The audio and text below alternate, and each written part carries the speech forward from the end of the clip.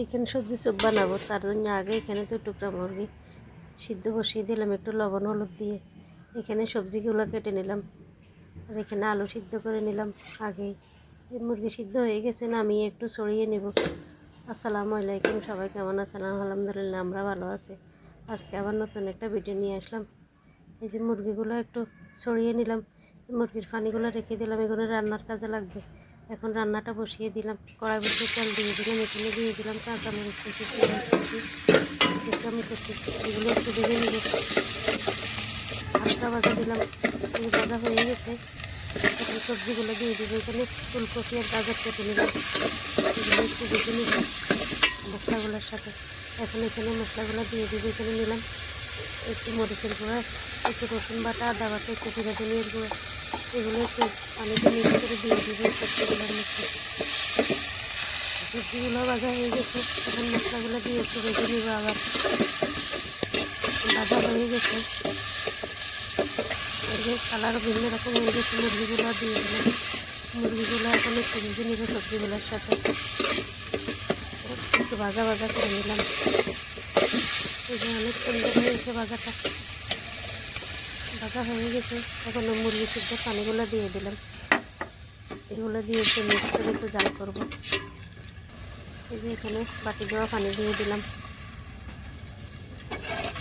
এখন বেশ খানিকটা পানি দিয়ে দিব। এই যে পানি দিয়ে দিলাম, আর পানি দিব না, এই পানি জাল করব বেশ কিছুক্ষণ। এখানে দিয়ে দিলাম আগে আলুগুলো সিদ্ধ করে রাখছিলাম, ম্যাশ করে রাখলাম, এগুলো দিয়ে দিলাম। এখন একটু ভালোভাবে মিক্স করব, এগুলোর সাথে মিক্স করে জাল করব বেশ কিছুক্ষণ।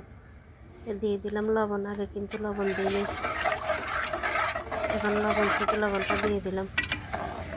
এই যে বলক এসে গেছে, এখন বেশ কিছুক্ষণ জাল করব।